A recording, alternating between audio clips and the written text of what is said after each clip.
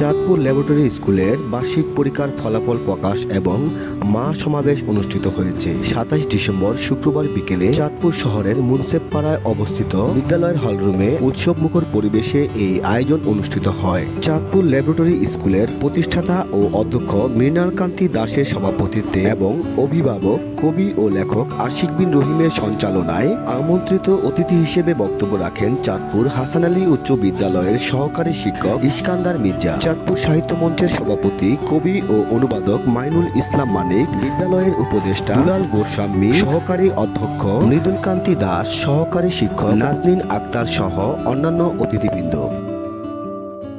Chandpur laboratory school এবং Mirpur cadet coaching. Mirpur cadet coaching হচ্ছে ঢাকার একটা শাখা প্রতিষ্ঠান, আর চাঁদপুর ল্যাবরেটরি স্কুল আমার নিজস্ব একটা প্রতিষ্ঠান। আমরা ল্যাবরেটরি স্কুলকে ক্যাডেটের আঙ্গিকে পরিচালনা করতেছি। সহ অন্যান্য অতিথিবৃন্দ,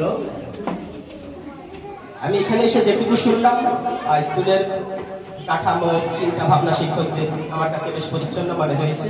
আমার মনে হয়েছে যে আপনারা সন্তানকে ঠিক জায়গায় রেখেছেন এবং ঠিক জায়গায় যদি সন্তানকে বেড়ে তোলেন তাহলে ঠিক সে যতটা এগিয়ে যাবে, আবার ভুল জায়গায় রেখে দিলে আপনি দ্বিগুণ পিছিয়ে যাবেন। সন্তানের ক্ষেত্রে সঠিক সিদ্ধান্ত নেবেন, সঠিক জায়গায় রাখবেন এবং তাকে সঠিক জ্ঞানে বাড়িয়ে তুলবেন, সেই প্রত্যাশা। আর যেহেতু উনি এই কথা বলেছেন যে এটা মিরপুর ক্যাডেট নিয়ন্ত্রণাধীন আওতাভুক্ত, অতএব আমি গার্ডিয়ান হিসেবে প্রত্যাশা করব যে ওই যে ক্যাডেটটা যেভাবে পরিচালিত হচ্ছে, যে নিয়মে পরিচালিত হচ্ছে, এটা যদি এইভাবেই আমরা ধরে রাখতে পারি, পরিচালনা করতে পারি, তাহলে আমরা গার্ডিয়ান হিসেবে যারা আছি, আপনারা যারা আছেন, আশা করব আমাদের প্রত্যেকটা সন্তান উপকৃত হবে, ভালো রেজাল্ট করবে। নেমপ্লেট দিব, একটি সোয়েটারে থাকবে, একটি শার্টে থাকবে।